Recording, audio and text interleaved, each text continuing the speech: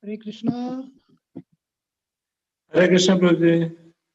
Hare Krishna, Dandot Pranam. Welcome back, Revatipati Prabhu. I'm very happy to all of you back again. Hare Krishna, thank you. So welcome all. We are proceeding towards the 10th canto of Srimad Bhagavatam. Prior to that, we are doing a overview on the first to 9 cantos. So today we will be third and fourth cantos overview for giving us. Today we have fortunate to have His Grace Revatipati Prabhu from ISKCON Pune. Prabhuji actually today was very busy, maybe still he find time for us to give this overview. So on behalf of all the assembled devotees and Kanaya Desh Yatra, we wish to welcome Prabhuji by chanting Hare Krishna Mahamantra 3 times altogether. Hare Krishna, Hare Krishna, Krishna Krishna, Hare Hare, Hare Rama, Hare Rama, Hare Rama, Rama Rama, Hare Hare. Hare Krishna, Krishna Krishna, Hare Hare. Hare Rama, Rama Rama, Hare Hare. Hare Krishna, Krishna Krishna, Hare Hare. Hare Rama, Rama Rama, Hare Hare. Hare Krishna, Revatipati Prabhu, you can take over now. Yes, I'll not take over, I saw all of you. Take over.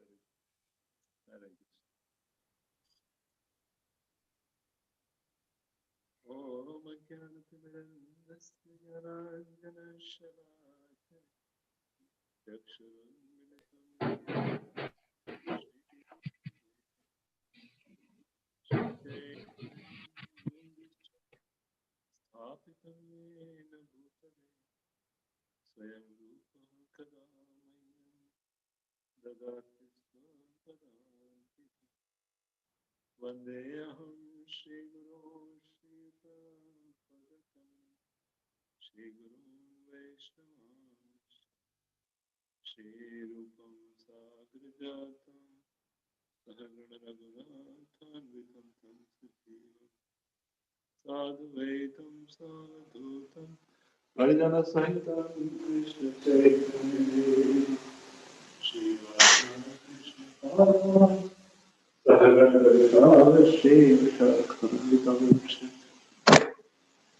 Namo Vishnu Padaya Krishna Preshthaya Bhutale Srimate Bhakti Vedanta Swami Niti Namine Namaste Saraswate Devi Gauravani Prachari Nirvishesha Shunyavadi Paschatya Desha Tarini Namo Mahavadanyaya Krishna Prema Pradayate Krishna Krishna Chaitanya Namini Gauratashe Namah He Krishna Karuna Sindhu Dinabandhu Jagatpate Gopesha Gopika Kanta Radha Kanta Namostate तप्त कांचन गौरंगी राधे वृंदावनेश्वरी वृषभानुसुते देवी प्रणमामि हरे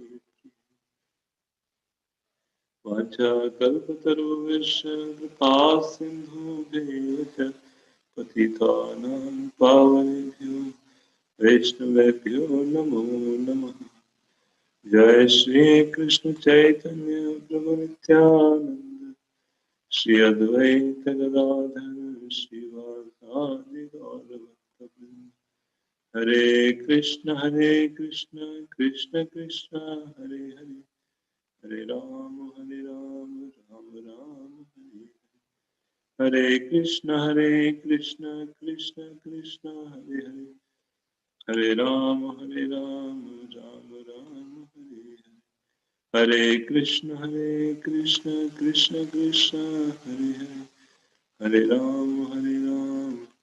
राम राम हरे हरे मुखं करोति वाचालं पङ्गुं लङ्घायते गिरिं यत्कृपातमहं वन्दे श्रीगुरुदीनतारणं परमानन्दमाधवं श्रीचैतन्येश्वरम्।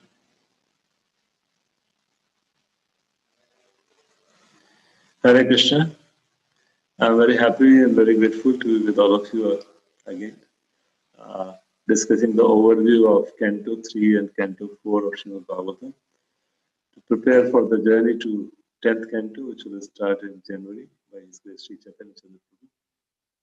So, last time we have started our journey to Canto 1 and Canto 2, and we will see a PPT because the PPTs are made by His Grace Gauranga Darshan Prabhu of Govardhan Eco Village. You all might have heard of him. He has brought out the Subodhini books and the Sloka books and practically created a revolution in the study of Srimad Bhagavatam and Sri Chaitanya Charitamrita through the Subodhini guides. And many of you might be taking advantage. And they are also running some online courses in the name of Bhaktivedanta Vidyapita. So he has designed the PPTs. I'm just using them. I'm not the one who designed it. But they actually give us a good understanding of the subject matter and keep our attention also focused. So, so we heard in Canto 1 that it is written by Srila Vyasadeva. He started with a conversation between Sutta Goswami and Shaunakadi Rishi. So Vyasadeva is compiling it, he's writing it. And for his writing, he's choosing the conversation between Sutta Goswami and Shaunakadi Rishi. And Shaunakadi Rishis were engaged in performing a sacrifice for the welfare of people of this age. Because the prime quality of a sage is his compassion, his kindness toward others. But that sacrifice was only filled with smoke, nothing was happening. So when they met Sutta Goswami, they asked him to enlighten them by reciting Bhagavatam. And they asked this question, which we discussed last time. And then further on, when Sutta Goswami told about Bhagavatam, and they asked, who heard this Bhagavatam first? Who compiled it? How did it come into existence? And then the conversation about Parikshit Maharaj, Vyasadeva and Narad Muni, that came, how Vyasadeva compiled it. And then how Parikshit Maharaj renounced his kingdom and came to hear from Sukadeva Goswami, that discussion came. And Parikshit Maharaj's qualities, how he chastised the Kali, that part came, Ashwatthama being punished, and prayers being offered by Mother Kunti, and Krishna leaving Hastinapur and reaching Dwarka, these all things came. And after that, we saw one part when Vidura had come back. And Vidura came back and preached to Dhritarashtra very strongly. And the chapter is entitled Dhritarashtra Quits Home. So by the preaching of Vidura, Dhritarashtra quit. And then Vidura taught him how to perform meditation. And then Dhritarashtra produced fire from his body and gave up his body in a yogic way. And after that, Parikshit Maharaj ruled, and then the Kali appeared and all that came. And then in the first canto, last chapter, Sukadeva Goswami had just arrived. And Parikshit Maharaj has been cursed by Shringi. So then Parikshit Maharaj is asking everyone on the bank of Ganges, what is the goal of life? What should I do when I'm living? What should I do when I'm leaving? So then they are not able to answer very definitely. And that time Sukadeva Goswami just walks in. And then everyone in the assembly is quite, they understood he is the right person to answer these things. And Parikshit Maharaj surrenders to Sukadeva Goswami. And Sukadeva Goswami started speaking from second canto, chapter 1. First, he appreciated the question of Parikshit Maharaj. These questions are very nice because the answer is beneficial to all the people of this world. And then he said, how one should not waste one's human life in simply sleeping and maintaining the family. Rather, one should hear and glorify and worship the Supreme Personality of Godhead, and that is the only pathway to get freed from all kind of. While living and serving, one should do things in a way that, one is satisfying Lord Narayan. One is satisfying the Lord. What is that word? This Ante Narayana Smith is for living, and some Siddhir Haritoshan. Yeah. Some Siddhir Haritoshan. That is the way to work while living. And while living, Ante Narayana Smriti. That is the way of living. And then he says one should focus on the Supreme Lord. So then he describes the three forms of the Lord: Brahman feature, Paramatma feature, and the Bhagavan feature. And also he described the Virat Rupa, which is a material form of the Supreme Lord. And then then Parikshit Maharaj asked question, what is this universe about? How does this universe come into existence? So then Sukadeva Goswami quotes the conversation between Narad Muni and Lord Brahma. And Narad Muni asked this same question to Brahmaji. And then Brahmaji himself is describing about the creation part, how the creation is done. Primary creation done by the Lord, secondary creation done by Brahmaji. And then there is a description of the Chatur Sloki Bhagavatam, all those four slokas which were taught to Brahmaji by the Supreme Lord. Tene Brahma Hridaya Adikavaye Muyanti Yasurya. So those four verses are described, and the Abhidhe, Sambandha, Abhidhe, and Prayojan is being described in these four crucial verses. And after that, the chapter, Bhagavatam is the answer to all the questions.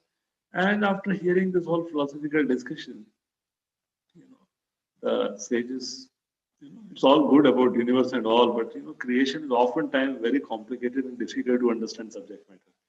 So they were thinking this is all right, but we want to have some more learning, more deeper learning. So they asked, you have told that Vidura came back. Vidura came back and then preached to Dhritarashtra.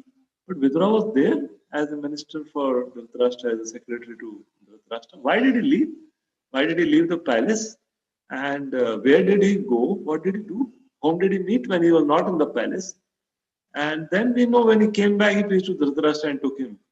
But what all? Why he left? What he did when he was not in Astra? This question is asked. And the similar question was asked to Parikshit Maharaj to Sukadeva Goswami.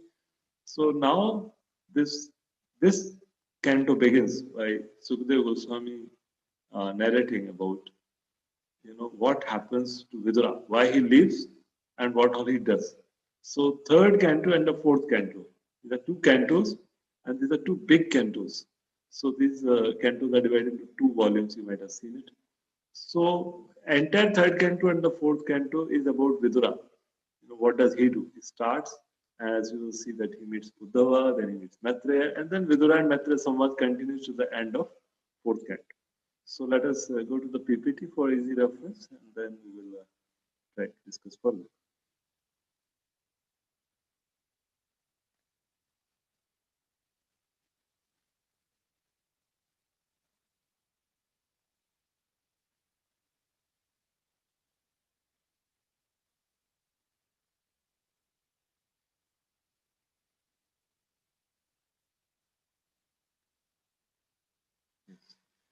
So in Canto 3, there's a further discussion of Sarga and Visarga, the primary creation and the secondary creation, which has been discussed to some degree in the Canto 2 also.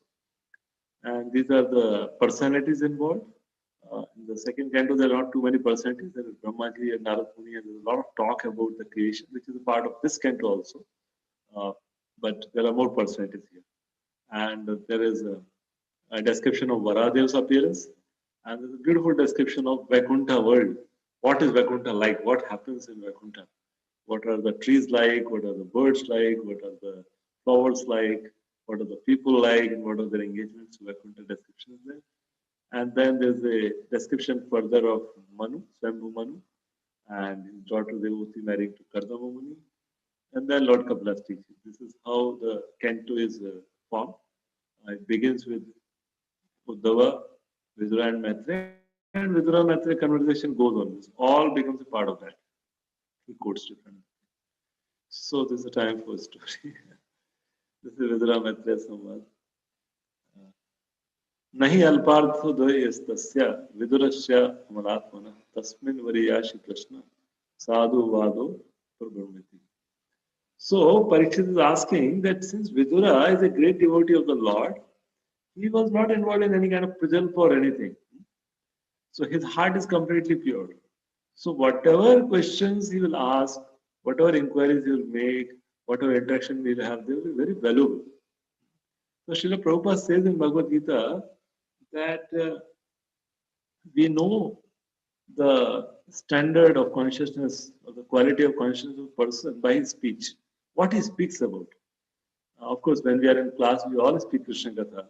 When we hear Bhagavatam and speak Krishna Katha in assemblies. But in our entire day, how much time do we spend naturally talking about Krishna? How much we are able to connect our day-to-day things and day-to-day interactions with Krishna in the center? That defines how advanced we are. And if we see pure devotees, they can connect everything with Krishna. And that is what oftentimes attracts us toward them, that they're so Krishna conscious, everything is connected to Krishna. Srila Prabhupada saw that flatbed truck from the window and he said, do you see? And devotees saw there's a flatbed truck. What is there in that?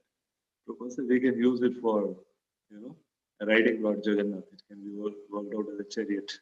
So Prabhupada is saying a truck, but he's also thinking in connection with Krishna. Then one time Prabhupada was walking and he stood near a tree and he saw the bird droppings. And then he asked, what do you see? People were seeing bird droppings. And they were wondering, what is the bird dropping connection? That Krishna consciousness. So Prabhupada says, what do you learn? What do you understand? What do you see? And they were like, what do you learn by seeing bird dropping? Prabhupada said, that goes to show that even the birds are attached to the branch and will they sit or they sleep. Those they don't have a house, but they are attached to that. So Prabhupada saw everything in a very philosophical perspective or very Krishna conscious perspective. So Parikshit Maharaj is asking, please tell about Vidura. Vidura left. Why did he leave at all? And then whom he met and what did he inquire? Because that subject matter must be very exciting. So Vidura is like devotee. So it's meaningful, it is purposeful, and it is approved by the sages. So there's a background in the first 4 chapters. He described that how Duryodhana insulted Vidura because when Krishna came for making the peace treaty and Duryodhana tried to capture Krishna, Vidura became very upset and Vidura told Dhritarashtra that if you do not give up your attachment to Duryodhana, then you will become the cause of the destruction of the entire Kuru dynasty. So it's better to, give up Duryodhana. And now you can imagine if you tell about ordinary person, if you tell about giving him up or about his bad qualities, then he becomes upset. And Duryodhana is personification of all the evil qualities. So Duryodhana became excessively angry and he said, you are staying in our palace, but you are actually on the side of enemy. And because you have served us, that's why I am leaving you alive. Otherwise, just you can go with your breath, not with anything else. So Duryodhana insulted. And Vidura, who is Vidura? It's very interesting. Vidura is not ordinary person. Vidura is none other than, Yamaraj himself. Same Yamaraj whom everyone fears, with the superintendent of death. And his Yamadutas, his Yamkinkaras, his servants only are so much fear creating. He could have, shown that form. The reason I don't understand who am I will take the Yamadanda and punish it. But Vidura understood that everything is ordained by the Lord. So although he felt hurt, but he understood that there is a plan of the Lord behind it. And then he just left it. And he just went on pilgrimage. And he felt that this is arrangement of the Lord, that I was not getting time and now I'm away from all these political affairs and let me just relish Krishna. I just absorb my mind in hearing about Krishna. So this is a very wonderful thing. It's tough. It's actually tough. When something wrong happens to us, we get more caught up into analyzing why it happened to us. Why it happened at this time only. Why it happened when I'm practicing Krishna consciousness. Rather than understanding that this is a message of the Lord. This is a gift of the Lord. This is the plan of the Lord to really teach us certain crucial lessons and to really, either give us a realization that how horrible the material world is, how uncertain and unpredictable the material world is, or to, increase our devotion and affection for the Lord. So we have to learn from Vidura that it was a tough thing. He has been serving in the palace all his life, and now all of a sudden he's insulted so badly in the court in front of everyone, and then, but he took it well. That is the Lord's plan. So he took it like that, and this is the way a devotee should take things in life. And then he goes on a pilgrimage, and then he goes to pilgrimage. So he meets Uddhava. He meets Uddhava at the bank of Yamuna, and then he asked about how is Krishna, how are all the Yadus doing, and this is a little later. Kurukshetra war has happened. Krishna has been there. Now Krishna has gone back. Everything else happened in between. This is a couple of years later, because when Uddhava left, the war has not yet begun. And when he met Uddhava, by that time Krishna has departed. So it's a little bit time gap there. So he asked from Uddhava about Krishna and all the Yadus and all of the things. So before that, he went to all the pilgrimage places and he stayed there. He heard Krishna Katha there. And then what happens that as he asked Uddhava was quite old by that time. But as soon as Vidura asked, Uddhava woke up in a trance, and on the queries of Vidura, Uddhava went into a trance. He again started remembering very fondly, the memories of Krishna's pastime. So Uddhava is a very dear Lord. Uddhava is one of the Haridas Varya. There are three Haridas Varya: Yudhishthira Maharaj, Uddhava, and Giriraj. So Uddhava is Haridas Varya. Whole life he has stayed with Krishna. He has only won the clothes which Krishna has already worn. He has only taken prasadam, Mahaprasadam of Krishna only. Everything, whatever Krishna has used, his shoes, his, the garlands and the clothes and the scented oils and everything what Krishna used, Uddhava always got Maha. And Uddhava was the one Yadu. Uddhava was the only chosen one who was chosen by Krishna to go to Vrindavan to understand and experience what is Vrajabhakti. What is the devotion of the Vrajavasis? So Uddhava is very dear to Krishna. Uddhava is very, very dear. Krishna says, Uddhava, you are more dear to me than even Lakshmi or even, Balaram or anyone else. Krishna says in the 11th canto. So it's very significant actually that Uddhava immediately remembers and he starts remembering all the Vrindavan pastime. We've been to Vrindavan, so he's heard from the gopis and other people about the Vrindavan pastime. So that was a very interesting thing, and he narrated all the pastime.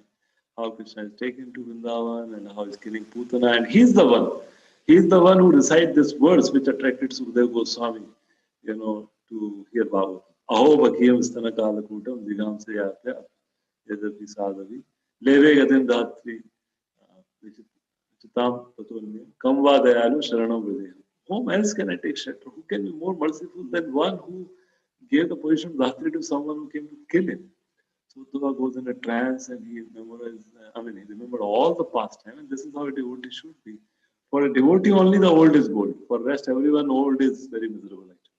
But devotee has to cultivate remembrance. All what we do by our hearing and by chanting and by service is to cultivate a remembrance, because even we may lose the power to hear and chant for a period of time, but our power of remembrance will always be there with us. So that is to be cultivated. We should see that we are able to remember Krishna at will. We are flying in the flight or we are somewhere caught up in some uncertain situation. But we should just think how wonderful Krishna is, how loving Krishna is, how sweet Krishna is. And then Uddhava remembered the pastime of Mathura, and then he remembered the pastime of Dwarka, and this way he goes into a complete trance. And finally he tells about Krishna's leading. There's a description of how they were cursed, the Yadus were cursed by the great sages when the Yadu kids, Samba and all, they made fun with them. So Krishna wanted to make this point very, very clear that if somebody offends his devotees, even if they be his own family man, they be his own children, but he will not protect them. Of course, at one level, this is the pastime of the Lord to make the Yadu dynasty disappear, but the way he chose to make Yadu dynasty disappear is a great warning for all of us that no matter who we are not beyond Vaishnava. If we do Vaishnava, we lose mercy of Krishna. So these are Krishna's own children, these are powerful personalities, but they offended the sages and they lost the mercy. Vaishnava is very harmful, very crucial thing. And then, they went to Prabhas, they conducted sacrifice, and then they drank that, kind of, kind of wine, and they became intoxicated. They start fighting with each other, and they annihilated each other. And the whole Yadu dynasty was annihilated. So that is being destroyed by Yadus. So here's a lesson. As I told you that there's a combination of Gauranga Darshan Prabhu's slides and some lessons from Sutapa Prabhu's book called the Book Bhagavatam. He has made acronym for each canto Bhagavatam. Very beautiful. And each chapter of Bhagavad Gita also. So he writes that such stories, what he just heard, they become quite exciting. And teaching through stories or learning through stories is very powerful because they're very personal, we can relate certain things to the persons, the characters who are going through that. It's emotional. It touches the emotional chords of our heart and we experience the emotion of other people. It's digestible. I mean, just like,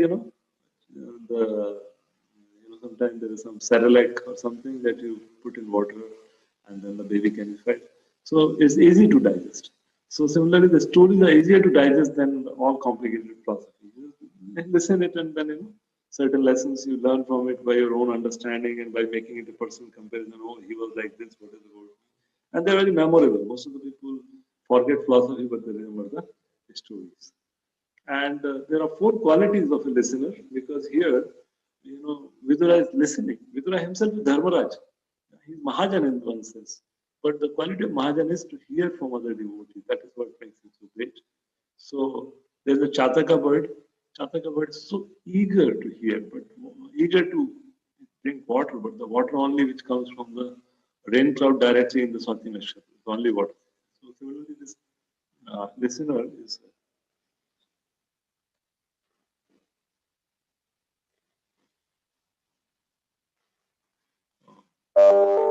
Just give me 2 seconds. I will just connect the battery to this because it's showing low battery. Just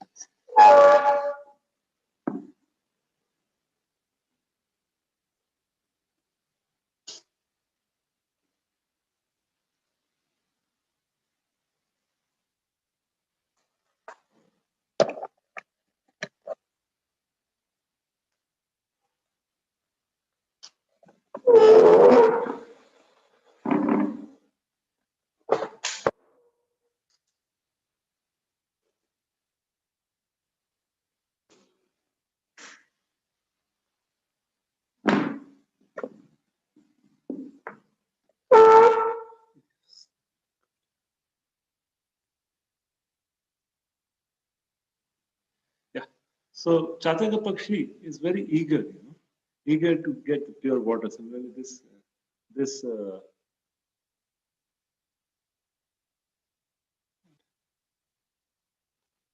so this superior kind of superior kind of listener, very eager to hear the pure Krishna Katha. And then there is swan. And the quality of a swan is that it takes only milk and leaves the water aside. So similarly, another kind of listener is discriminating that he takes a pure Katha, and even if there are some examples, analogies, and some here and there, he leaves it all. And this parrot who hears and who can repeat it. So a listener can listen attentively and then he can repeat the same message with his own understanding and realization.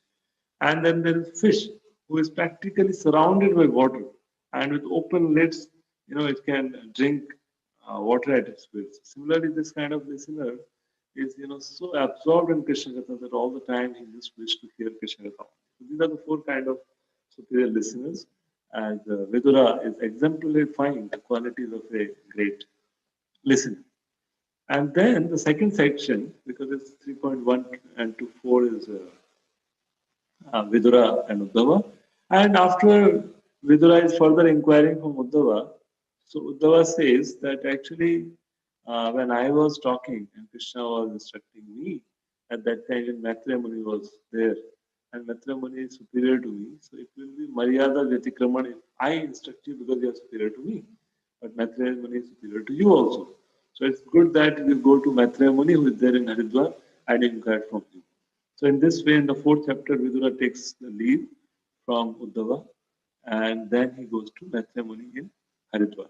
And then the further conversation is between Vidura and Maitreya. So,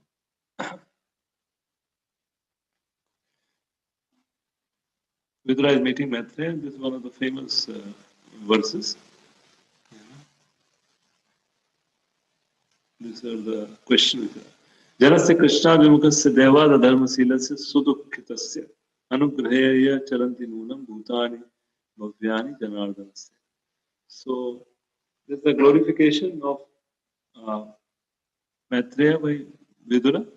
And then he's asking the question. Vidura is asking the question. Now, Vidura knows things. That is not Vidura is not aware. But actually, the great souls, they ask questions for others' benefit. So he's asking about Purusha Avtara, Virat, Leela Avtara, living condition, different planets and different living creatures. He's asking about creation. So, and then Maitreya Muni starts, describing it, that how Mahavishnu comes, he is the Lord Swamsa, and then he puts a glance onto material nature, and then there's Kala Karma. So, however, this slide we saw in the last thing also, because this is similar, like second canto describing, the third canto also is describing about the creation aspect. And we discussed last time that the creation aspect is discussed so that we can understand the greatness of the Supreme Lord, we can understand our own insignificance in this creation, and with this, we can take deeper shelter of Lord's mercy. That is the purpose of discussing the creation at multiple places, to know that we are not in control. Lord is in control. And there's nothing to be worried about. Krishna says in Bhagavad Gita, Sarvaloka Maheshwaram, but here in Bhagavatam it is elaborately described how is Sarvaloka Maheshwaram. So this is a prayer demigod. And then Maitreya Muni says, Tathapi Kirtyami Anga Yathamati Yatha Shrutam Kirtyam Hare Sat Kirtyam Giram Anya Vidasata. That I do not know, but whatever I have learned, according to my capacity, I will try to repeat. And different birds can fly to different heights in the sky. So same way, Maitreya is saying, I will try my best, whatever best I can do. And this is the formula for all of us also. We may not all be, extraordinarily great WhatsApp gurus or Facebook preachers, but we do whatever best we can do. 1 person, 2 person, 5 people, 10 people, 50 people, 100 people, our friends and relatives, or maybe our colleagues. Whosoever we can get to share Krishna Katha, we do is Yathamati Yathashrutam. What I have heard and whatever I have understood accordingly. So, and then what happens? We get the highest gain by that. Ekanta lavam vachaso pumsam susloka moler guna vadamu sutesha vidvad upakrityam katha sudayam. But we get the highest perfection of gain by hearing the Katha about Krishna. So Vidura's question is about how the Lord is connected with modes. And that's the answer. Lord never gets connected with modes. And how the Jiva get entangled? This is a very interesting question. And that says only because of the misidentification, Jiva stands to identify. Its false ego is the knot between matter and spirit. That's how false ego is described. So it's not humanly possible. It's not intellectually possible because false ego is subtle the intelligence to ever understand how the false ego binds a person. We have an experience of that. We can understand it to a certain degree, but logically, analytically, it's difficult to dissect it because false ego binds it. Pure spirit soul start identifying with matter. It's like driver saying, "I am the car." How can driver say, "I am the car"? Driver is driver, car is car. How can he say, "I am the car"? But actually, it happens like that. When even we drive, something happens to the car, we come to know. We know how much back we should take, and if something touches, even if there is some pebble below the tire of the car, sometimes we come to know, a little bit. We get sensitive. So we get our consciousness gets spread throughout the car. So how does one identify with that? That is false ego. That is the illusory potency of the Lord. So we get realization not only by knowledge. We have to gain knowledge from the scripture and by hearing. But after knowledge, there has to be contemplation, and then there has to be application in the form of service. So knowledge then leading to service with devotion, that leads to realization. So Vidura is asking this question, which is similar to Parikshit Maharaj's question. And then Maitreya Muni says that Soham Rinam Shulla Sukhaya Dukkham Mahad Gatanam Vimaya Tasya Pravartate Bhagavatam Puranam Yadaha Sakshat Bhagavad Rishebhya. So he said that I have heard this Bhagavatam, Maitra Muni is saying, I've heard this Bhagavatam from my teachers, Parasar Muni and Brahaspati. And they heard from Sankhya Muni, they heard from Sanat Kumara, who heard from Sankarshan. So this is the Bhagavat Parampara. Just like Narad Muni heard Bhagavatam from Brahmaji. And then Vyasadeva heard from Narad Muni. So that is another parampara. This is another parampara which is being recited here. Bhagavatam is same. So then, how Brahmaji creates at the beginning of his day, because night when he sleeps, there is a partial dissolution. So that is being described. And then Brahmaji prays. Brahmaji's prayers are of great significance. He is praying very humbly to the Lord that this is a work of great passion. I may get caught up into that. And please bless me that my intelligence always remain focused on you. I will not get distracted by the work of creation. And we should all do that. Prayers and penance before, creation and expansion. That is the formula. Before we create something or expand something, preaching or anything, before that, prayers and penance. Brahmaji's example. So then there are 10 types of creation which are being described. 6 types of sarga, the prakriti are there. And then 3 types of visarga are there, secondary creation. And then there's mixed creation with 10 types of demigod. And then Brahmaji creates 5 kind of nations. Because all living entities are born into delusion. Krishna also says that in Bhagavad Gita, that all living entities are born into delusion. Ichha dvesh samuthena dvanda mohina bharat. That all the living entities are born because of desire and hate. So the 5 kind of nations is created first, which covers up the living entities to knowledge, and then the living entity identifies with the gross mental body. Then there are 4 Kumaras whom Brahmaji creates, but the 4 Kumaras refused to create progeny. They wanted to remain Vasudev Parayana, they wanted to remain celibates. Then he, when he became angry, he tried to stop anger. Rudra came. Rudra came from his in the eyebrows. And Rudra said, my dear father, tell me what should I do? And Brahma says, well, the universe is created now, the apartments are created, but the residents have not come. No problem. And Rudra started creating people who started chasing Brahma only. They were all kind of, very very low grade persons. And Brahma said, wait, stop. We don't want this kind of resident. They will cause more problem than doing something good. So he said, Rudra, you go perform tapasya because you're not fit for that. And then, Brahmaji created 10 sons. And those 10 sons were like, Kashyap Muni and Pulastya Muni and Marichi and Vasishtha, all those 10 sages. And then, something started happening. Then he created the Vedas of Vedas. Finally, the creation is not expanding. So he becomes worried. And then he sees from his body, from his one part, a male body comes with the stretch and everything, and from one part, the female body comes. And they bow down in front of him. They are Manu and Satrupa, and they say, my dear father, please order us what to do. Brahmaji became very pleased, and then he orders them to procreate and create. So, as we were discussing about the universal creation, we just saw in some detail.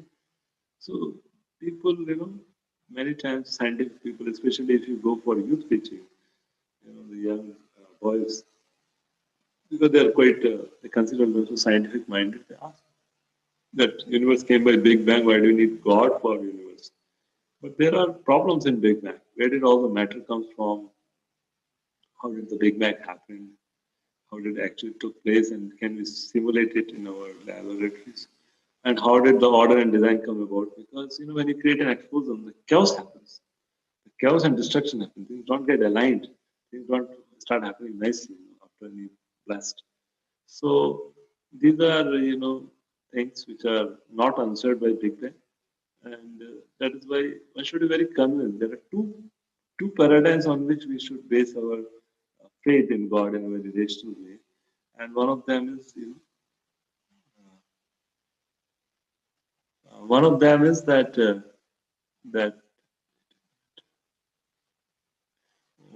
is that the universe is created by the Lord with a purpose. It is not a purposeless thing, purpose-driven thing. And secondly, life is created by the Supreme Lord. It's not created in the laboratory. So God creates the universe and God creates life. And modern scientists are taking these 2 paradigms only. Life came from chemical, universe came from Big Bang. Why do you need God? But fundamentally, this thing cannot be proven in the scientific laboratories because God does create the universe. God does create life. So there can never be any alternative proof that God doesn't create it. But they have deluded the public. So anyway, as devotees, we should understand that Krishna has given us life. Krishna has given this universe for performing our duties and to, really improve the quality of our devotion and go back on that. And then 13 to 19 chapter talk about Varadev's appearance and the appearance of the two demons, Hiranyaksha and Hiranyakashipu. So, yeah. So what happens is that Manu and Satarupa came out and they were together, and then they were asking Brahmaji, where should we do creation? And that time Brahmaji realized when he looked down that the Bhumi Devi is not there. The earth is dumped into the Garbhoda ocean by Hiranyaksha. So then Lord starts, wondering where to find the earth. At that time when he was worrying like this, he saw one drop coming from his nose. Drop. Sometimes in his sneeze, nowadays we wear mask, but in his sneeze, some droplet comes. So droplet came from Brahmaji's nose, and as this was growing, then they realized it's becoming a boar. And it became a big boar, and it roared. Big boars generally don't roar, but this boar roared. So Brahmaji understood that actually this is the Supreme Personality of Godhead who appeared in the form of a boar. And immediately Brahmaji started offering prayers, all the sages joined him. And then the Lord came in the form of Varahadev. So Varahadev may be boar, we may call him boar, but actually he's not a boar. He's a transcendental personality. One place I was hearing that every limb, every finger and the fingernail of that boar was more beautiful than the most beautiful woman in the heavenly planet. That was beautiful, transcendentally, Satchidananda. It's not like the boar, but he assumed that nature for the purpose of performing pastimes. So then Lord came and Lord, went there into the Garbhoda ocean and he was searching with his nose and then he found earth, he put the earth back into the orbit and that time Hiranyaksha came. Hiranyaksha was so proud, so arrogant. So then there was a fight. And then they asked, Vidura asked, what is this Hiranyaksha, from where he came, who was he? And then Mitra Muni further tells him that actually Kashyap Muni had two wives, Diti and Aditi. So Diti once, she fell overpowered with lusty desires and she united with Kashyap Muni at the wrong time. And because of that, there were two demons which came in the womb. But Kashyap Muni blessed that, okay, your sons will be demons, but your grandson will be a great devotee of the Lord, and he will deliver all other people. So her grandson became Prahlad. But then these two demons came, and when they came out of the womb, there was all kind of ill omens, and then, they just came out and their bodies started growing, and they were naturally so powerful. And then Hiranyaksha, he took out so much gold out of Mother Earth that the earth lost balance. And then, she fell into the Garbhoda ocean. So after that, Varadev lifted the earth and then he fought with Hiranyaksha.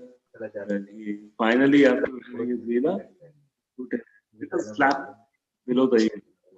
And then finally, with that little slap, Hiranyaksha was dead. And then further, Hiranyakashipu, what he did is being explained into the 7th canto in the beginning. So then, there's question that, of course, what happens is when these two demons were there in the womb of Diti, all ill omens manifested. So all the demigods went to Brahmaji and they said, what's happening? And Brahmaji told, oh, these two people are not ordinary people. And then he told that one time the 4 Kumaras heard about the Lord, but did not get attracted. They knew. So they went to Vaikuntha. The 6 gates they crossed. At the 7th gate they were stopped by Jay and Vijay. And then the 4 Kumaras, they became upset. Why do you stop us? Why do you see us as enemies of the Lord? So because we are into duality, we curse you to go to the metal world. And the 2 gatekeepers became very afraid. And the Lord came. When the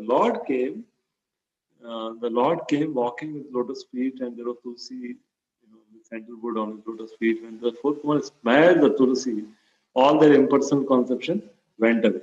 Because they are, the 4 Kumaras are counted among the Jnani Bhaktas. They had Jnana, but when they smelled that Tulsi leaf, then they got Bhakti. And then they became attracted to the Lord, and the 2 gatekeepers, they told, we have committed an offense, but we want to serve you. And Lord said, it's my desire, because I wanted to have a fight with my devotee. I am somebody whom I can fight, and who can fight other than my devotee. to take that role. So, okay, you can go for 3 births and 3 lifetimes you will be on planet Earth, and every lifetime I'll be killing in different form, and then you will come back to Vaikuntha. So, Jay and Vijay have taken shelter of, Mother Diti's womb, and they are becoming asuras now. They will be killed by the Lord Vishnu. Brahmaji tells them. So, then one of those fighting Hiranyaksha just died, and then we already discussed that birth of Hiranyaksha and Hiranyakashipu. And then beautiful description of fight, because Bhagavatam gives all the rasas. Somebody wants action, somebody wants stunt. Then what is stunt scene is this fight between Varadev and Hiranyaksha. It's very thrilling, very exciting. So Bhagavatam has everything. Bhagavatam has tragedy, Bhagavatam has romance, Bhagavatam has action, stunt, fight, and everything is there. All rasas are present in Bhagavatam in their pure form. When we hear from Bhagavatam, not only feel satisfied about the strength, but actually our heart gets purified by knowing the glories of Lord Varadev. He fought, but he didn't need to fight. He just put one slap, and Hiranyaksha vomited blood and died. But he fought because he wanted to have that, Leela and that fun with that. Brahmaji discusses the further creation, and this is about avatar. Practical reason for the avatar is to reinstate peace. Yada yada hi dharmasya glanir bhavati bharata, and to create a way for souls to reconnect. And the internal reason is to experience the joy, playfulness, and a variety of loving actions with his devotees. And then the expansion of living entities. This is Swayambhu Manu dynasty. Swayambhu Manu Satrupa, they had 3 daughters, Devahuti, Akuti, and Prasuti, and they had 2 sons, Uttanpada and Priyavrata. So now the remaining part is all about these 4 children, and Priyavrata will come into 5th canto. If you go into 15th chapter of 5th canto. So this is all dynasty of Swayambhu Manu, the first Manu, who is the son of Lord Brahma. So these are the chapter names which are where the things are being discussed. Now this chapter, further the 3rd canto will continue with Mother Devahuti's thing. Now 20 chapters are over. Swayambhu Manu has got a daughter, these 5 children. Now Maitreya Muni will start describing about Devahuti. So these are all their different chapters where it will come. So we will be covering till here, till Dhruv Maharaj Krishnavali. So then, Devahuti was so beautiful that one time Vishwasu, that in Gandharva, he saw her on the roof of the palace, because the princess never came out of the palace, and he fell from his plane, by seeing the beauty of Devahuti. So Devahuti was a daughter of a very big king, unimaginable at our time with our standards. But she heard about Kardam Muni, and she thought of marrying Kardam Muni, and she expressed to her father. She's the daughter of a global, universal ruler, not ordinary. And then she comes, and Kardam Muni is also ordered by the Lord to create progeny. So ordered by Lord Brahma to create progeny, and he was performing tapasya to purify himself, because one has to be qualified to do anything with quality. Just to do anything, Prabhupada says, just to beget children like dogs and hogs don't take any qualification, but to have children who are really an asset to this world, it's a very big service. So Kardam Muni wanted to render service, so he was preparing himself by performing austerities.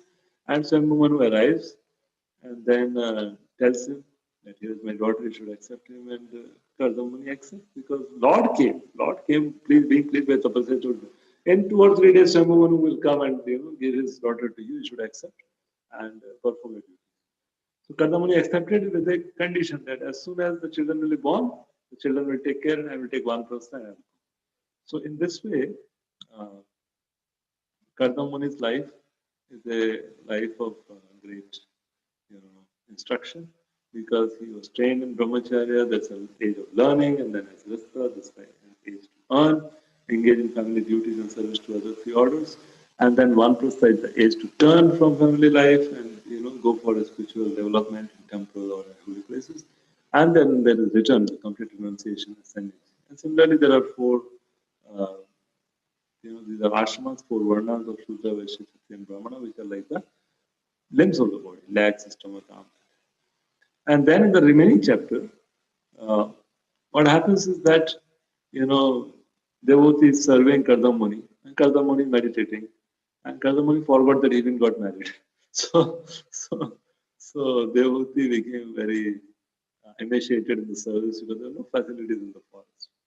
And when Kardam Muni saw, then he became compassionate. He created the whole lake, and the devotee was bathed, and she again regained her health.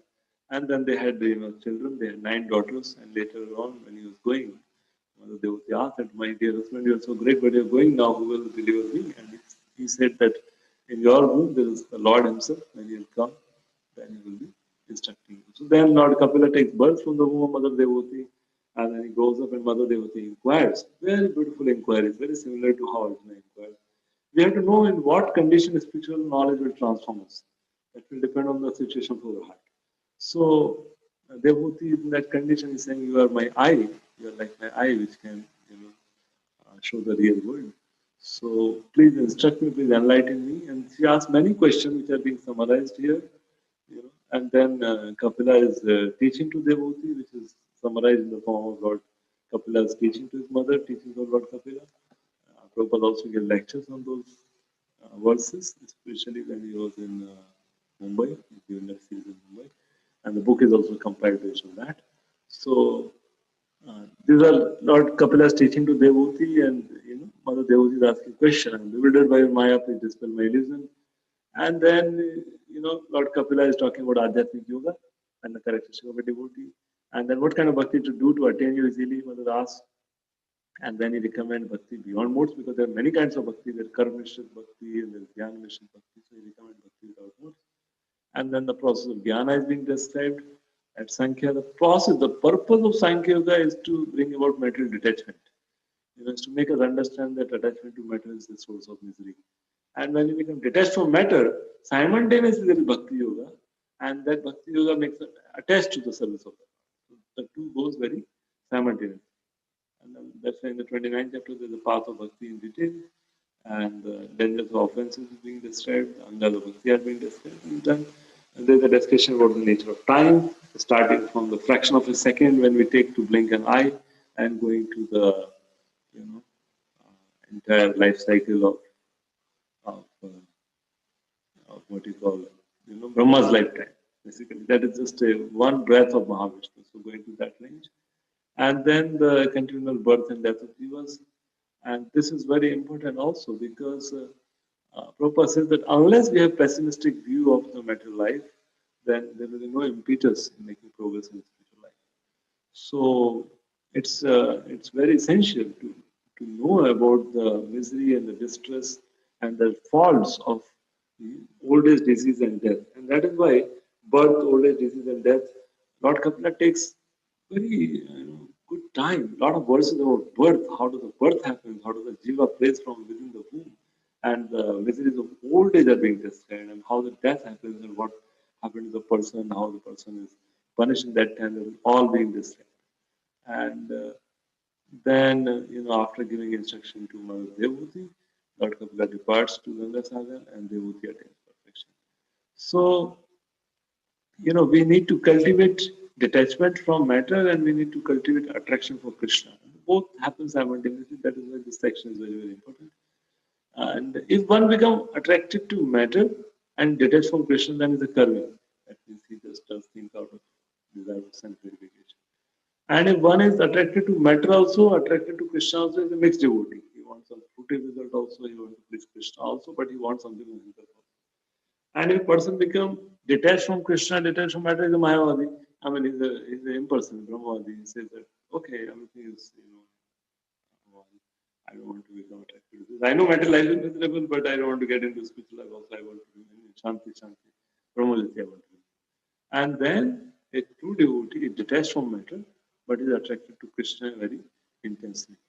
So, what I feel that now it's already 9:55.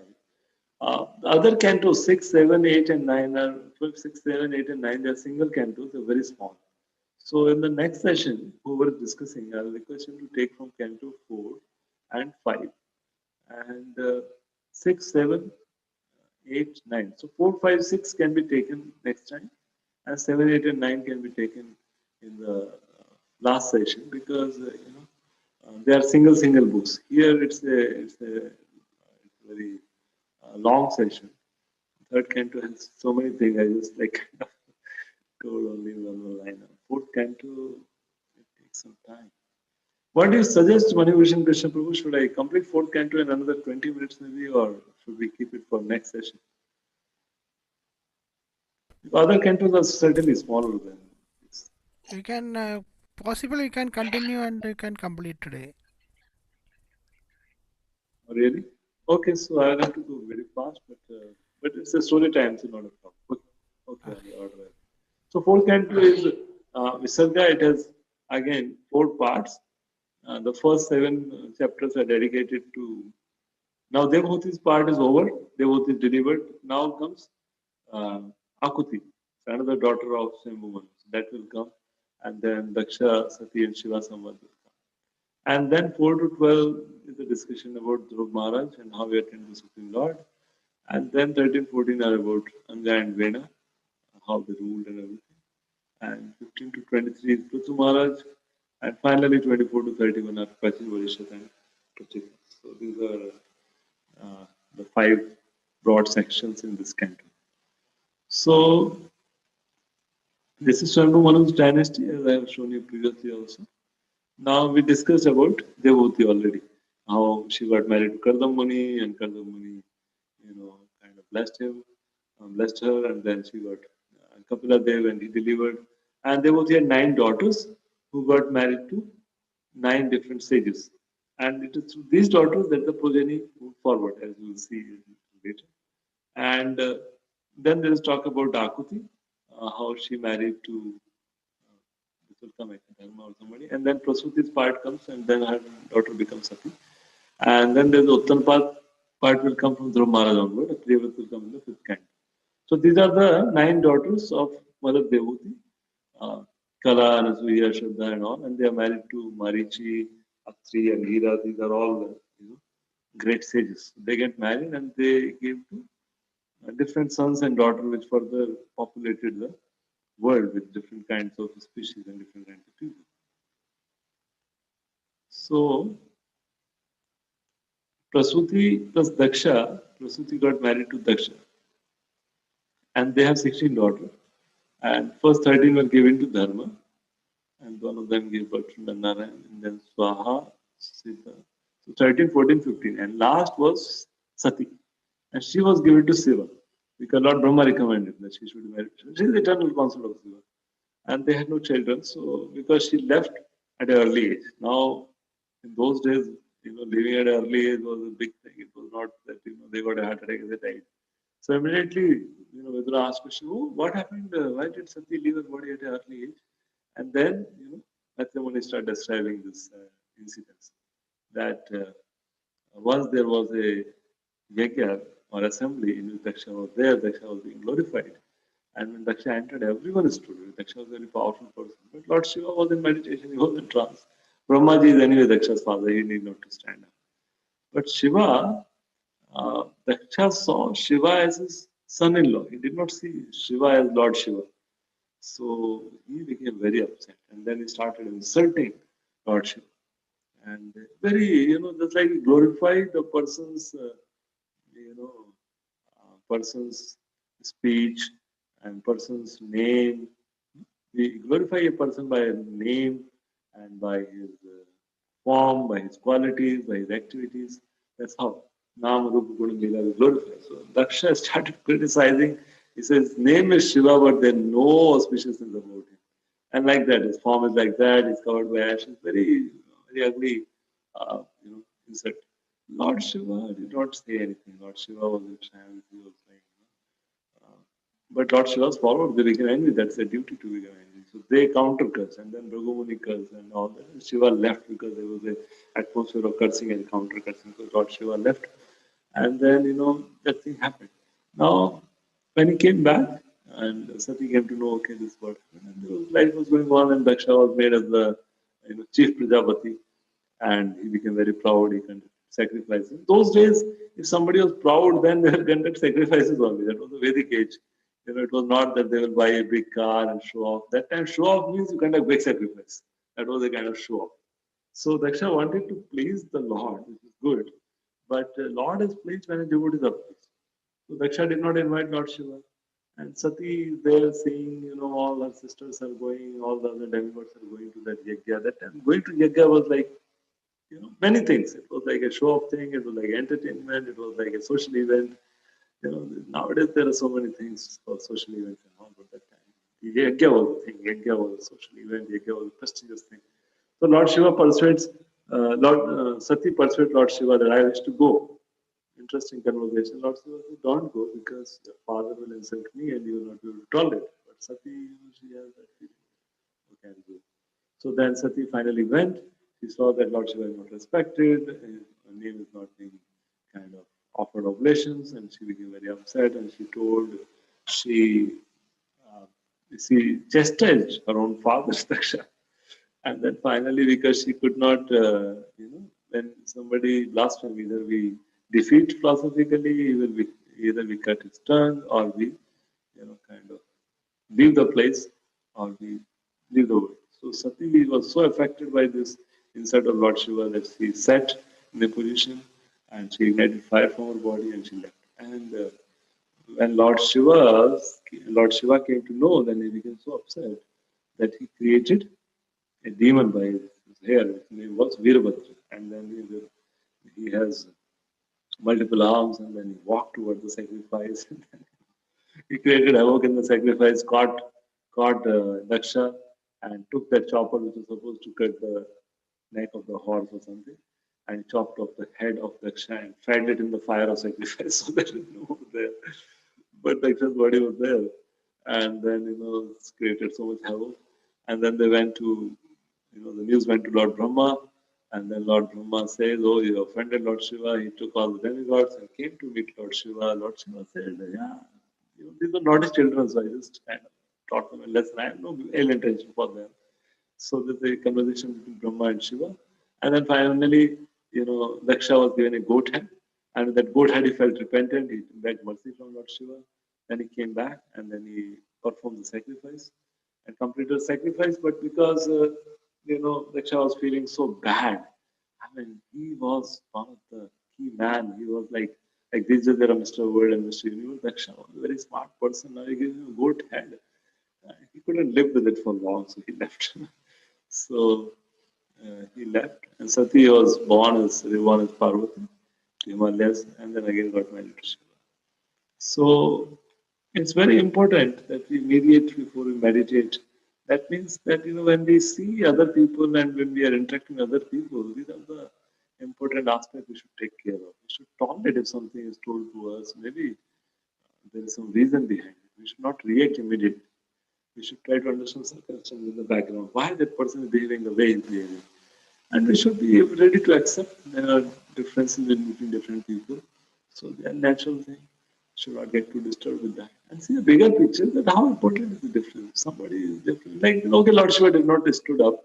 Daksha could have counted the number of people who stood up. He could have been peaceful. But he said, no. Doesn't matter who stood up. But one person remains seated. So they felt insulted.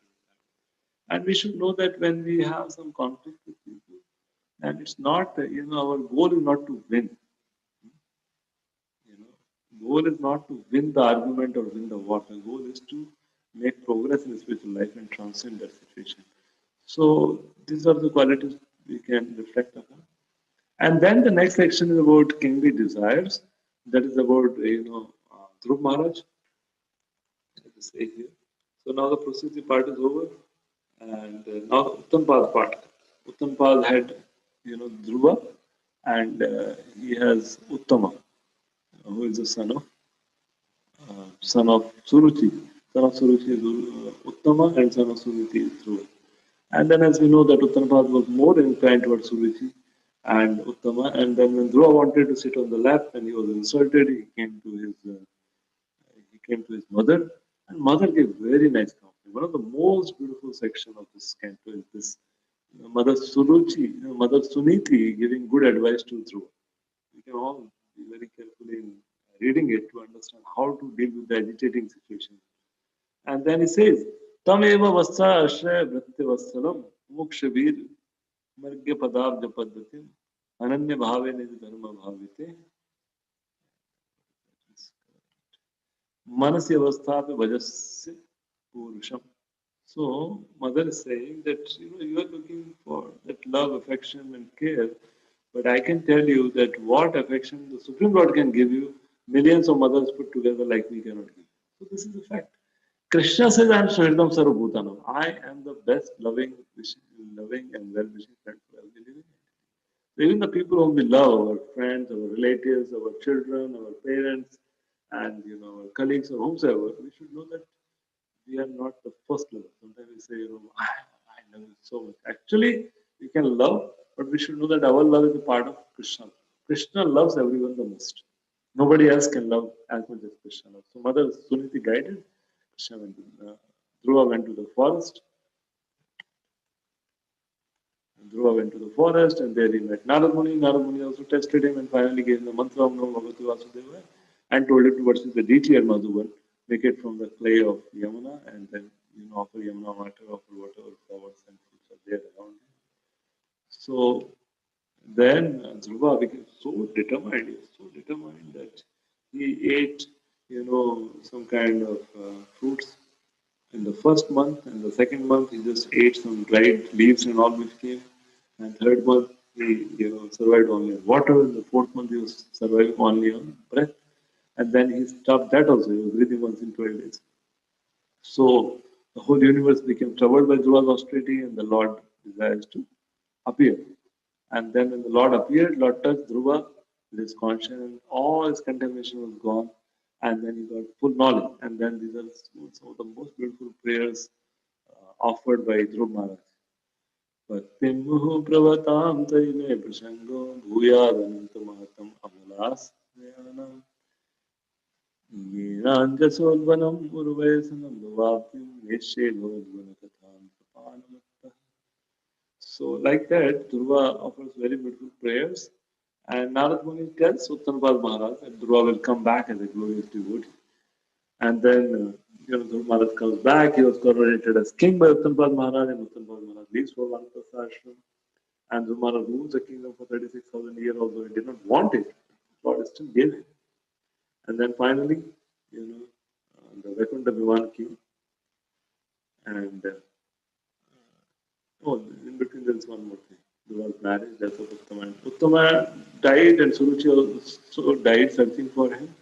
And because the Yakshas had killed his brother Uttama, Dhruva Maharaj fought with the Yakshas. And they did some magical trick with Dhruva Maharaj overcome, and then he wanted to annihilate the dynasty of Yakshas. But Swayambhu interfered, and then he stopped him, and then Dhruva Maharaj begged forgiveness. He went to Kuvera because Kuvera is the leader of Yakshas. And then he was forgiven and given pure devotion service. Finally, the plane comes, and Prabhupada writes very moving purport that, of course, what happens is the plane comes and the death is there, and Dhruva Maharaj, does his all regular duties, changes his round and pays obeisances to all the people, and then he walks, and the death comes, he steps on the head of the death, boards the plane. And he was going in the plane, he was thinking, the very person who showed me the path, where is she? And he asked, where is my mother? And they said, she is going in another plane ahead of it. So we should know that, if we are showing some compassion, some kindness to anyone, we may not be able to imagine the result returns.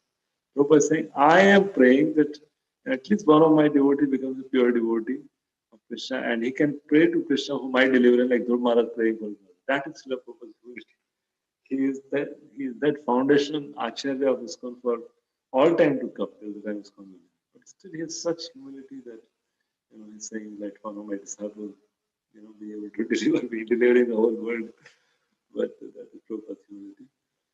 And this is the determination, this is the building blocks of determination, philosophy and people and practice.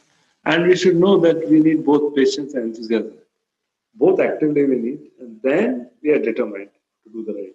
If you have only one, if you have only patience, but no enthusiasm, you will become lazy and lethargic. If you have only enthusiasm, no patience, then it is unsteady. When both are there, we have patience and we have enthusiasm, then we are determined and the mode of goodness. And then there's a description of ideal king, because there's a description of King Anga in the line of Dhruva Maharaj. He was a very, very pious king. So Anga was very pious, but then his son was Vena. And Vena was much more cruel than whatever Anga could expect. He would kill children and all. Anga Maharaj became very pleased. Interesting. And a bad son, how do you get pleased? How do you get? But this is the devotee. Vidura could turn that situation of insult into Krishna. And here is Anga Maharaj getting a son like Vena. Anga Maharaj is a very exalted devotee, and Vena is like sinful man. But he did not blame destiny for that. You know, he did not curse anyone for that. He said, okay, this is Lord's mercy upon me because it is a good son, then there's more attachment as compared to bad son. So, the Krishna arrangement, there is no good son, otherwise, because of good son, people remain entangled at home. So then Anga Maharaj left the house one day and then he went. And Vena was made the king, and Vena, as usual, he stopped sacrifices of the Brahmanas and he said, I am all in all, I am the representative of the demigods. So, like that, Vena started saying, and when the Brahmana said that, Maharaj, Vena, you should not be like this. And Vena said, oh, you are like unchaste wife. I am the representative of all the demigods, and still you want to do sacrifice and worship the demigods. So Brahmanas understood that he has become too proud. So they just chanted the mantra and said, and like that they said, and Vena was finished. But then Vena was finished, then the kingdom was surrounded by all kinds of ruffians and thieves and everyone. So then sages were again cursed.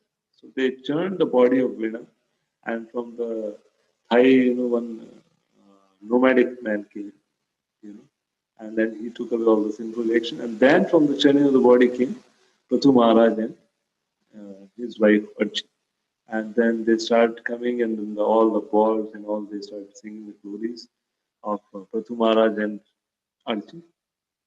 And Prathu Maharaj is an ideal king because he is the incarnation of the administrative potency of the Lord. So he was coronated as king, and then he realized that his Puja is not having sufficient food to eat. He started chasing Mother Earth. She took the form of a cow and ran everywhere.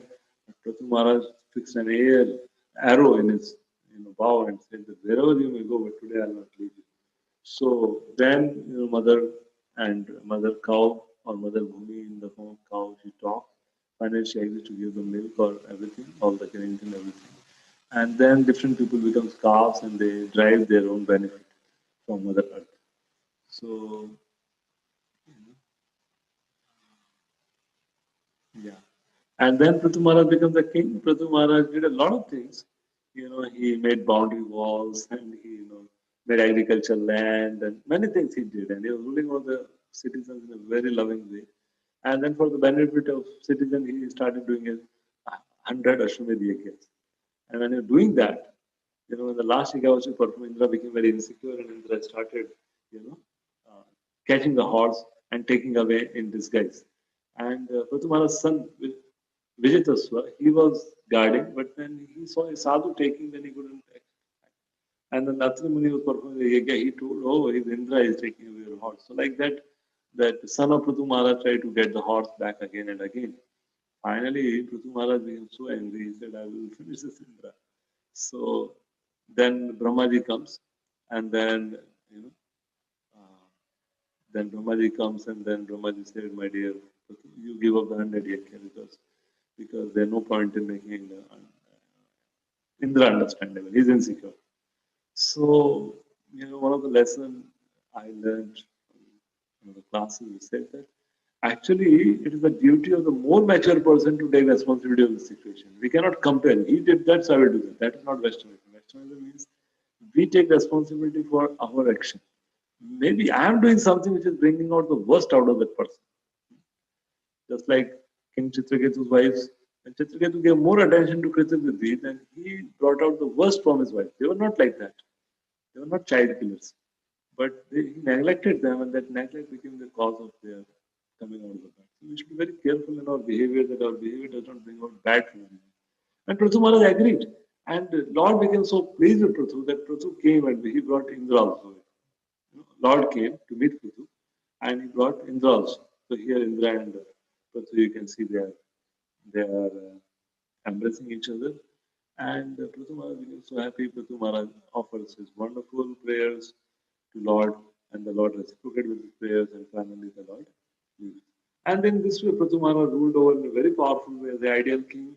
And then, at one time he was guiding his citizens, he was inspiring them to take bhakti. At that time, from the Akash Marga, the four Kumaras came.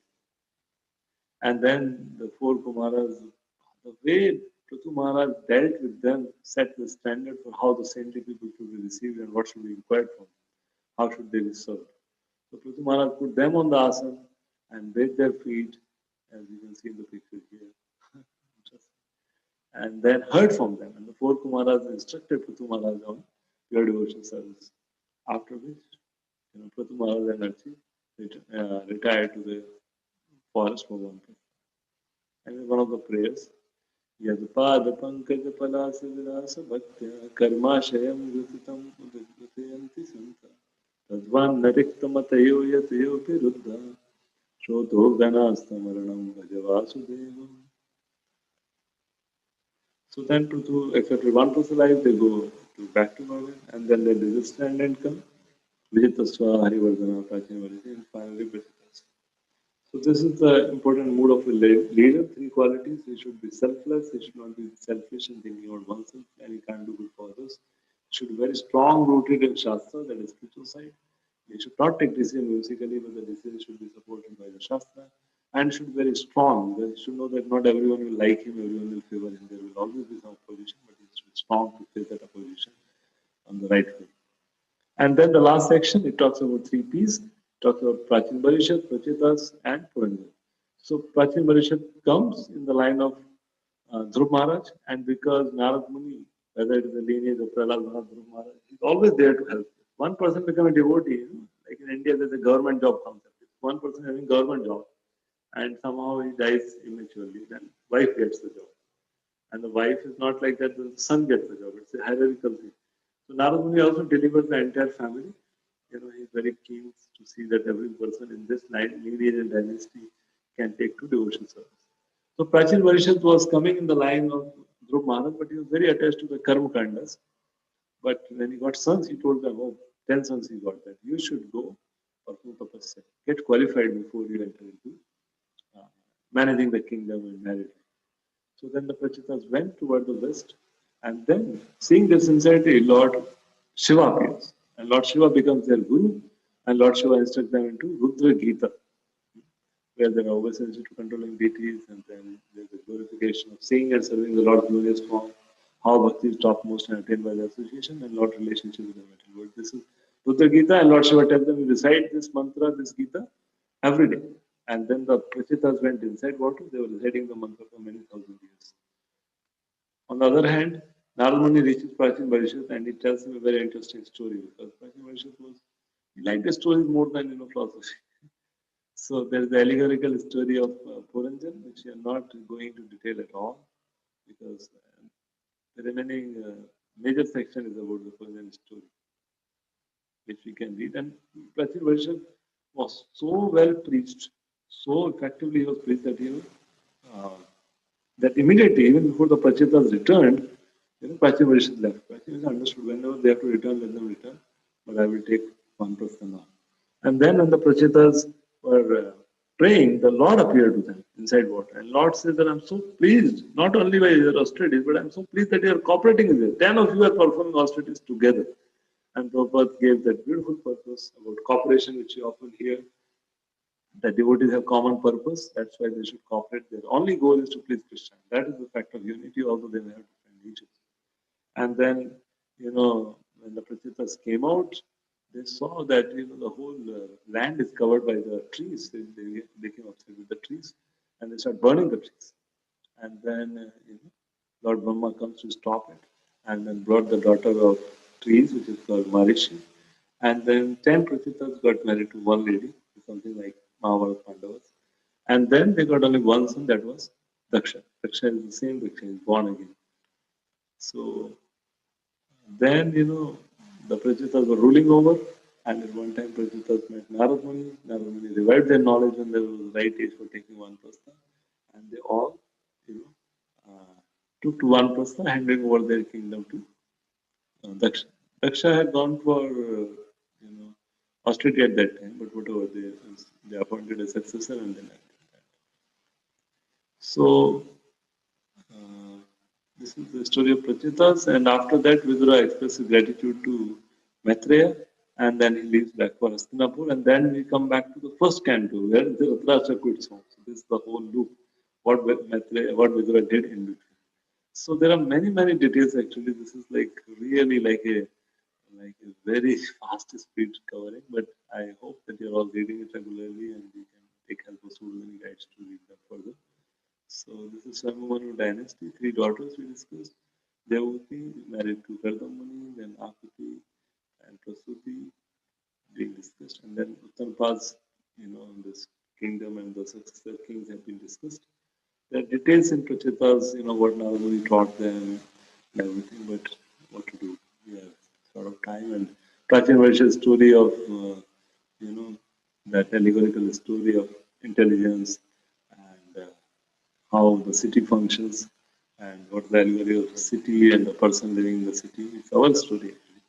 So these are wonderful things which can be there further.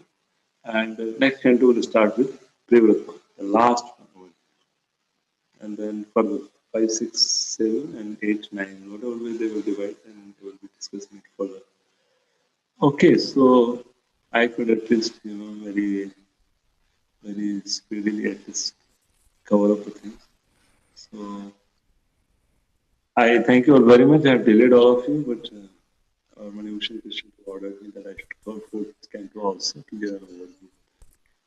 I'd like to stop here. If there are any comments, then I will be happy to receive any comment or corrections or suggestions. Thank you very much for covering this 4th canto also.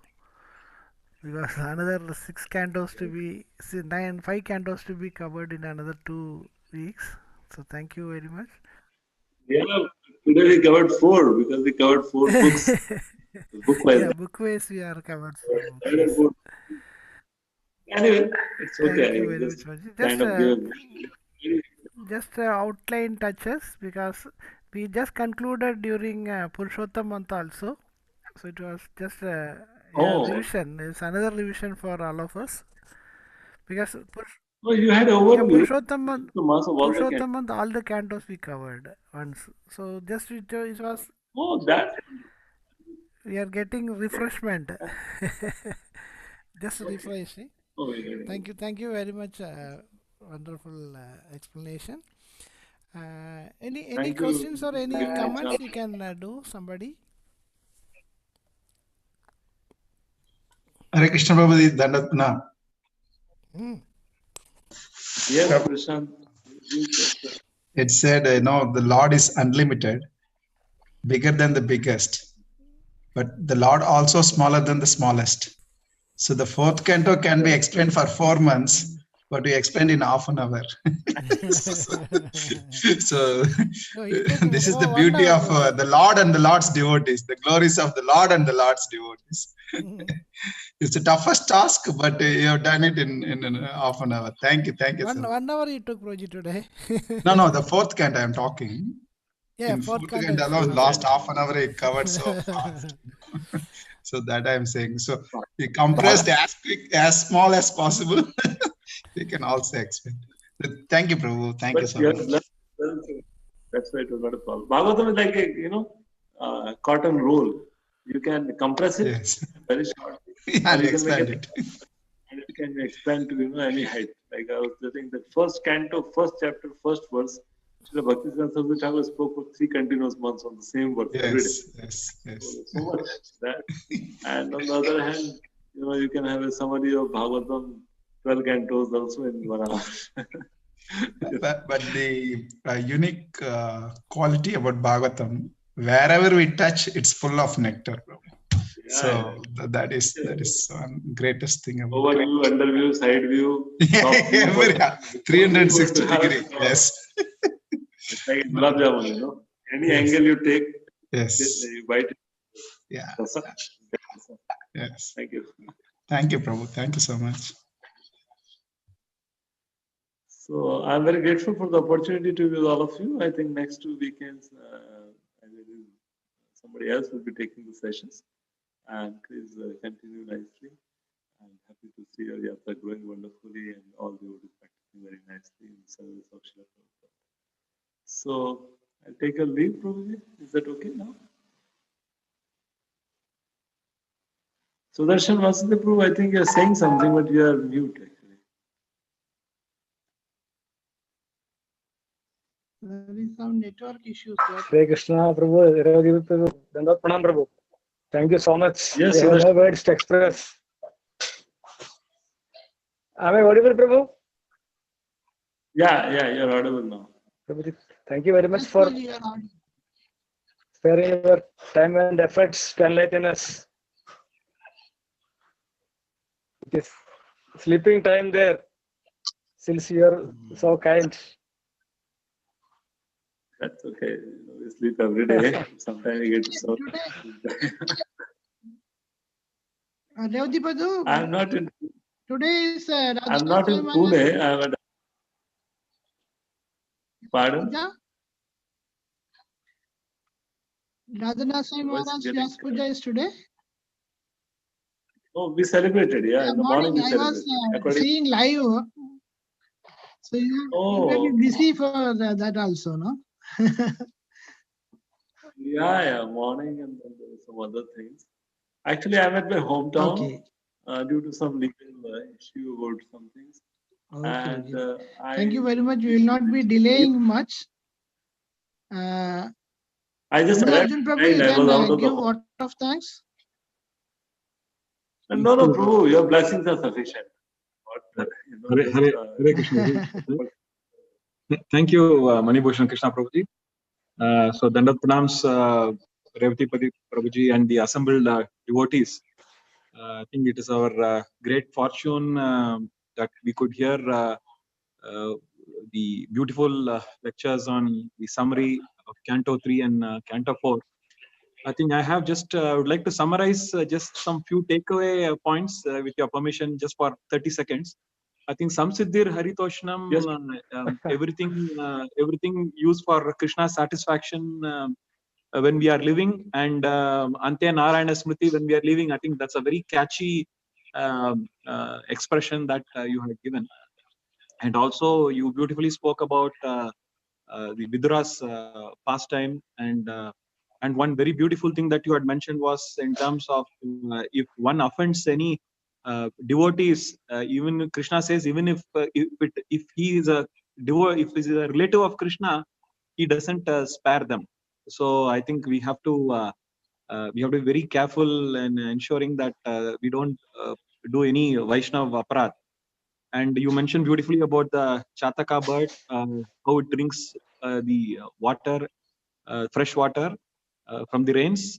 So devotees also should be eager to hear the nectarian pastimes of Krishna. And you beautifully mentioned about, meditate before mediate. So the tolerance, circumstances, acceptance, importance, transference. And of course, you mentioned about patience and enthusiasm. So thank you so much, Prabhuji. Like how what Purushottam Prabhuji mentioned, you have beautifully summarized Canto 3 and Canto 4 in 1 hour and 10 minutes. I think it's a very tough task, but you made it so easy for us.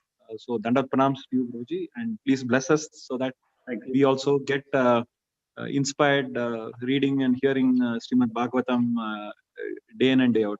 Thank you so much. Hare Krishna Prabhu. Dandat Pranam.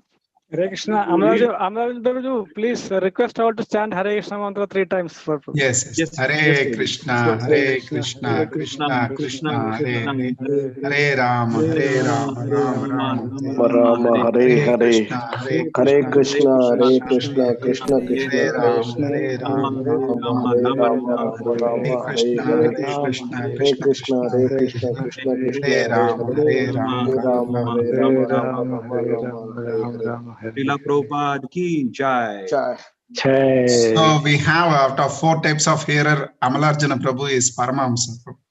Yes, We take Prabhu. all the positive points. I would like to borrow his notes. Sure, Prabhuji, I can send it. Hare Krishna, we will do Vaishnav Pranam because Prabhuji is late. Yes, Panchakalparupasya kripa Vishnuvebhyo namo namo Anantakoti Vishnu ki jai. Prabhupada ki jai.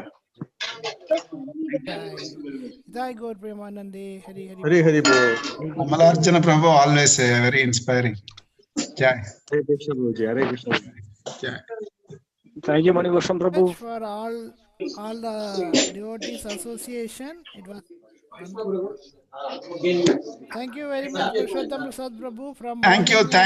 Manibhushan Prabhu. All your mercy, we are getting wonderful Vaishnavas association. Purushottam Thank you so Prabhu, you are much. so merciful to give your association to us both morning and evening. We are getting prepared for the Hare 10th Krishna. canto. Jai, Jai. Oh, 10th canto is for me. 10th canto will be taken by Sri Chaitanya Chandra Prabhu. Very nice, very nice. Okay.